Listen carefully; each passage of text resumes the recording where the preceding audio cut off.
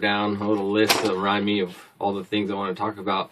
But before I get started on the music, one of the things I wanted to mention, I wanted to talk about a little bit, is I don't know how to start it out, but as you all know, probably there's been, a fair amount of school shootings and that kind of bullshit going on in this country. And I have to talk about it because being an artist, being an empathetic person, and being somebody that's sensitive to my surroundings, and I pick up on and I'm affected by what's going on in the world around me, both broadly and close to home. And we just had last week a shooting at a school called SPU in Seattle, and it just I don't know. I don't know what to say other than it's just totally frustrating to me that this kind of thing is going on, and it begs questions. It makes me think about why are things like this happening, and what I've come up with over the last few days, and as I think about things. For one, I feel like, honestly, if I boil it down, I feel like our country. Well, let me start with, what is the answer? What is the answer to this? And there's many ways to go about it. And one of the answers is, one of the things to look at is obviously gun control laws and things like that. However, I don't feel like that is going to solve anything. That's like an immediate kind of thing. But unfortunately, guns and things like that are fairly easy to come by. They're all over the place. People have them, once you regulate them more, from over the counter, what's to stop people that already have them from getting them on different ways, like black markets and things like that. So that's one of the areas to explore, but that is not the answer. Honestly, when you boil it down for me, the answer for me is, I feel like this country has lost and doesn't have a spiritual center. I think really what it boils down to is we just, as a people, we have no spirit. And I'm not even talking about religion, because religion is a thing of the past as far as I'm concerned. Institutions are not working. The government institution is not working. We live in a government that, I think about it often. The idea of a politician is often thought of synonymously as with liar and greedy and things like that. So it's like, what is that all about? You talk about institutional religions, you hear about, abuse and just closed minds and unequal rights for people. And it's like, what's that all about? So religion and institutions is not the way. It's about the people. It's about you and me just understanding that we are all in this together, and it's a conversation that is gonna have to be had for a long time, and somebody somewhere needs to, I don't know where it starts and how to make it happen and who's gonna be the one to create a new movement, but but I believe it's a spiritual movement that needs to happen in this country, that to get people centered, to get people to understand that, we're all in this together and we need to help each other out. And I don't know, because I was thinking about it today a little bit. I've been thinking about this a lot and how to talk to you about it. And one of the ideas is, like, you hear about people that talk about love being, or not love, but the idea of people that there's evil in the world, that kind of thing. And I don't agree with that, and I don't believe that. Yes, there is evil in the world, but they talk about it oftentimes as that, people are intrinsically evil and want to be that. And it's like, for me, it's the complete opposite. For me, humanity is intrinsically beautiful and loving. Love is the center of everything that is humanity and is the universe, in a sense. And because, I'm a father, I have 2 kids, and I think any parent that loves their children can see that, children come up in this world just full of love and joy and just want that. And then over time, you know, we get jaded about things. We get told that we're not good enough the way we are. We get told that we don't have enough money, that we don't have the right car, that we don't have, and so it's like we just get all these bombarded by how things are supposed to be instead of just being who you are from within. You are bombarded by things from without, and you get changed and you get jaded, and you think you have less joy in your heart as you once did, and I don't know, things like that just come around. And one of the things I was thinking about today was, you know, I believe, you know, there's, you know, like there's no one answer for what the solution to problems like school shootings and things like that. There's no one answer to it. And so there's really nothing in the world that is singular that you can pinpoint to one thing, but one thing. And the one thing for me is love. Love is the only thing that you can call singular. It's the one thing that's, you know, in my opinion, it's the one thing that's it's everywhere. It's like I define love as how some people would define the Holy Spirit, or if you're a nerd, you define it as the Force, or whatever it is, that entity that's all around all the time is love. And as long as, if you accept it and let it into your being, it just grows stronger and will, you know, fuel you, and then you can give that back out. How to do that, that's another whole conversation. But like, I was thinking about today, like, what does that look like to me? And that, you know, it's like, well, then you say, like, if love is all around, why are people evil? Why do people do evil things? Because it's a choice. We are people of choice. We are, you know, that's what it is. And my visualization of it is like, it's like a web. It's like the web of love is all around us all the time. And if you accept it and you let it penetrate you, it grows stronger. But it's just as easy to brush it away. It's just as easy to say, no, I do not want that, and live your life a different way. So you have to make the choice to accept it.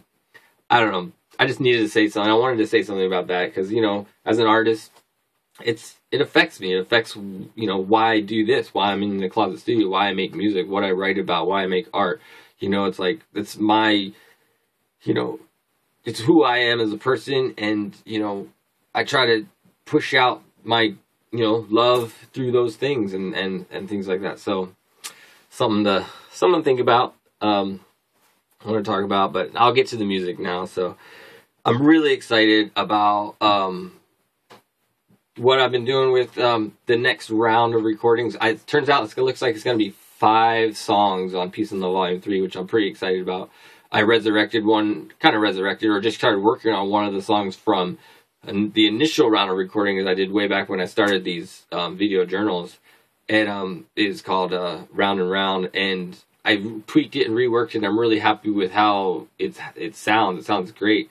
And one of the key things, like, all 5 songs are sounding just better than anything I've done so far, which I'm really excited about. And I think one of the key ingredients has been that conversation about compression that I've been trying to study and learn about. And I feel like I made a few breakthroughs over the last few weeks with compression. Like, my ears are starting to tune into the nuances and the differences of what happens when compression is applied in certain ways. And one of the big breakthroughs in my master channel that I have, I started using the multi-band compression, and I really feel like something about using the multi-band compression has opened up the sound. It was a noticeable difference to me. Like, I don't know, the only way I could think that it might have affected it is that, you know, I was using a single compressor for a while, and it just causes everything to go through that one compressor and just maybe smashes it all together too much in a way. Whereas if you have the multi-band compressor, you can affect the high range a little bit different than you affect the mid range and affect the low end. And the multi-band compressor that comes with the Ableton is a 3-band compressor. I've seen when I was using Adobe Audition, they had a 4-band compressor, and I think, you know, there's a lot more to go, a lot more training of the ears to hear these things differently and kind of understand them more. But I think one of the next steps for me is to start exploring, you know, third-party software, third-party plugins and VSTs, and trying to find other sounds, other like compressors and other things that to start to plug into my recording software. Not to say that I've maxed out what I can do with what I already have, but I don't know, I feel like that's a step I need to start taking. just so I can learn more. And then one of the things I actually did, so I threw on the multi-band compressor. That made a difference in the sound, and I was really stoked on it. And then I went online and I read about compressing and what it does, and learned a little bit more. I never really knew what the ratio and the what are the ratio, and then what that means, and then also they have the attack and release on there often, and like the threshold, like where to place the threshold and how that all works. And let me see if I'm going to try to describe to you like a visualization of what it's like, and because what I've learned and how it works. And the visualization I have is, so the compressor, you set a line. It really doesn't matter. It doesn't make a difference what a decibel point you set it at, because it all relies on the waveform itself. Like if your waveform is small, or you just turn your threshold down till it starts to react to what your waveform is. So you just kind of lower your threshold.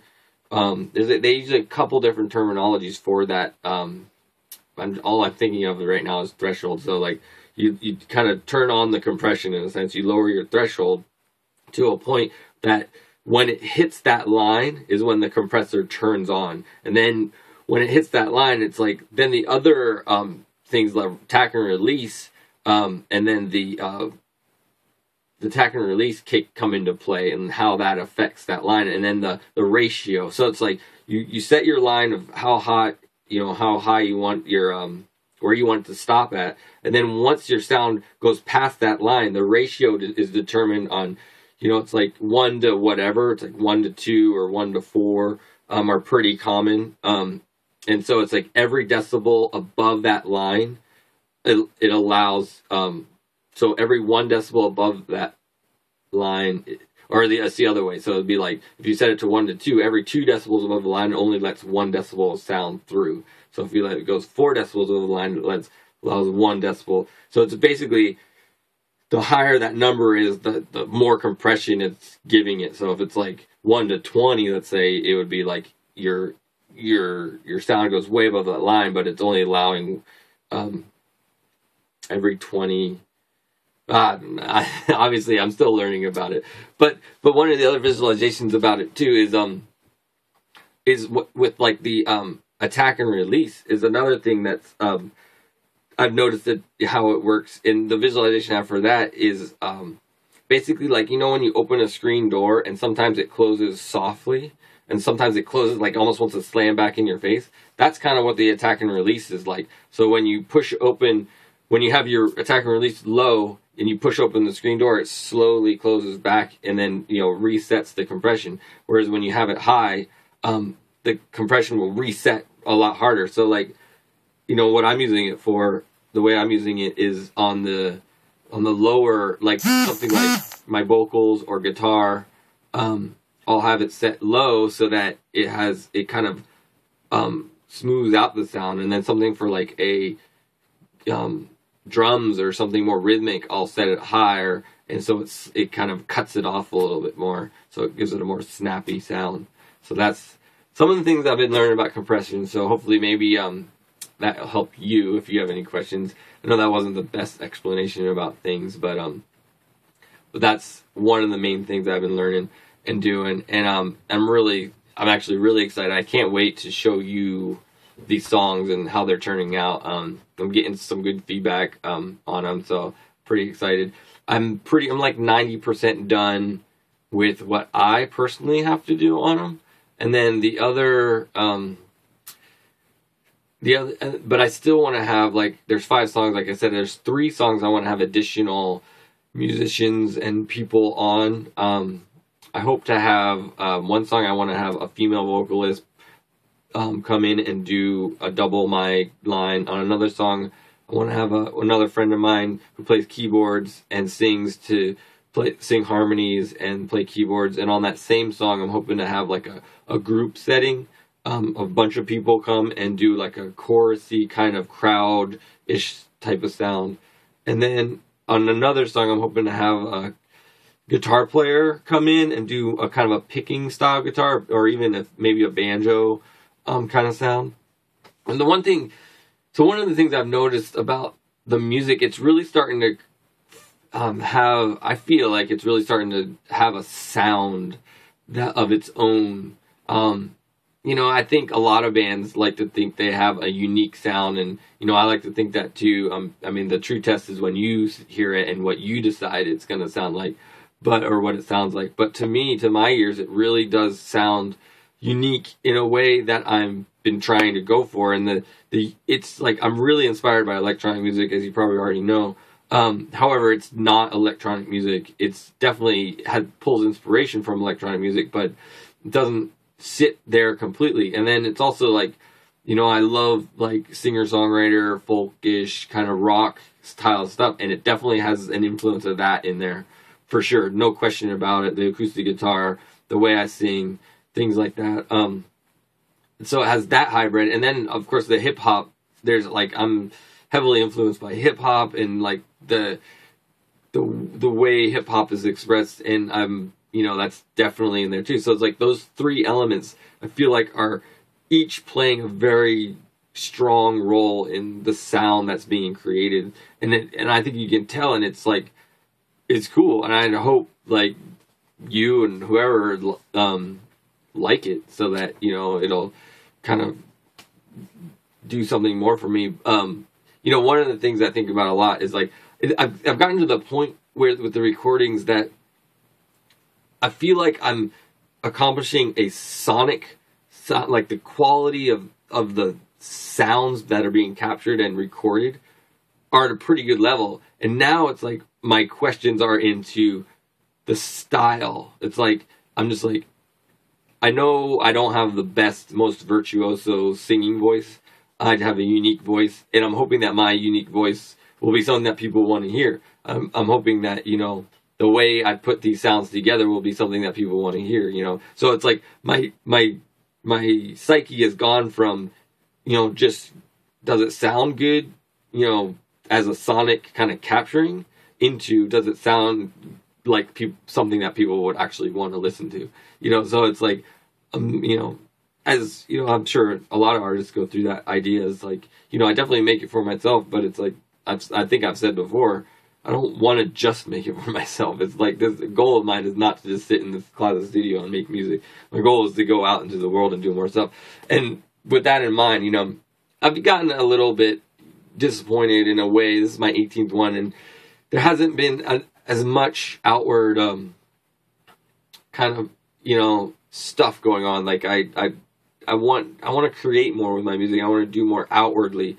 But I guess I'm just in a place right now where I just have to work on the computer and work on the music and try to make that the best I can. So hopefully that'll grow into something else when we start playing out more, because I'd realize that the amount of time that all this extra time I have to do music and art has been spent, you know, working on the recording, and it's just like trying to do that plus get shows and things like that. It was just not working out. And so I'm really backburnered trying to get shows and really just focusing on the recording. And my hope is to get, you know, like 12 plus songs done by the end of the year. And then maybe in like December or so, go back through all the songs with everything I've learned and see if I'll rework all the songs and put them out as like one album's worth of songs.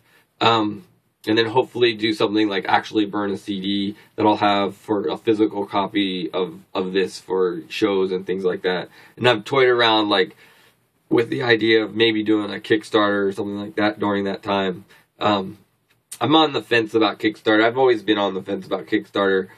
It just has never rung completely true to me. It's like, it's just something that just doesn't quite settle with me, but I don't know, I might try it because I know I don't have the cash right now to do the things that I want to do, and maybe I could get some support from the greater community, which would be always, you know, awesome. But at the same time, I'm just like, it's just, I don't know, I have an interesting relationship with how I feel about Kickstarter. Maybe I'll go into it at another time more in depth, but right now I'll just leave it at that.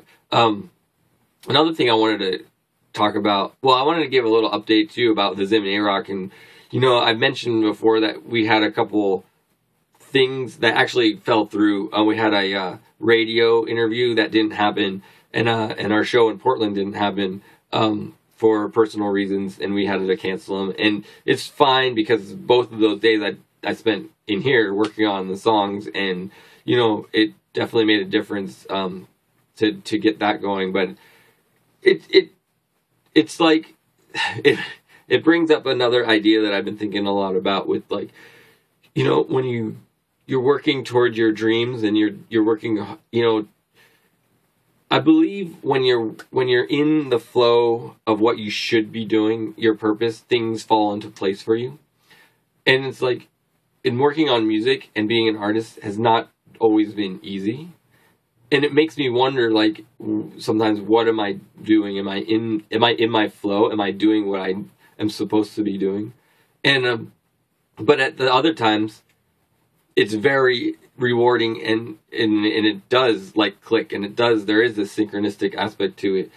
And so it's like thinking about those two ideas of what's going on with my music, and what I just, I've decided just to sit in the idea that, this is what I'm supposed to be doing, because this is what I'm doing. I spent nearly 30 years working on music, and if I wasn't supposed to be doing this, I wouldn't be doing it, and I'm doing it. So, and I love it, and it's something that I just have to keep on doing.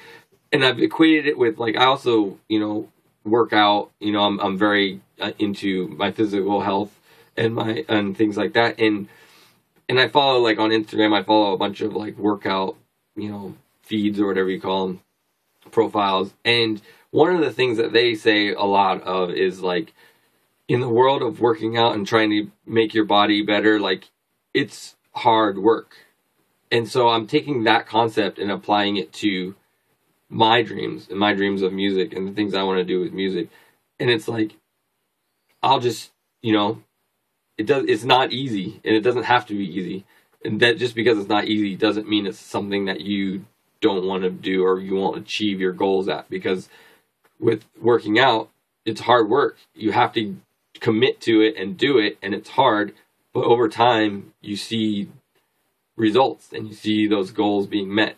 And so I'm applying that same concept to my music and my art, and I'm just going to keep my nose down and just keep working on it, because I know it's what I'm supposed to be doing. And one of the things that actually helped click that for me is I have a friend who does a podcast. It's called Do the Math Podcast. He's a more of a friend, acquaintance. We went to high school together. We actually lived in the same neighborhood growing up, but we didn't really know each other until high school, and we didn't really hang out that much in high school. But I've been watching and listening to his podcast, and it's Do the Math Podcast. It's all about the basically the local hip hop scene from I think he calls it Wave 2 of local hip hop, kind of mid 90s, late 90s era hip hop. And I've been listening to that, and he had a guest on the show. One of the last podcasts he did, guest was named Dre's, and Dre's is, also went to the same high school, and he made a comment about your purpose in life. And when you're doing what your purpose in life is, it's like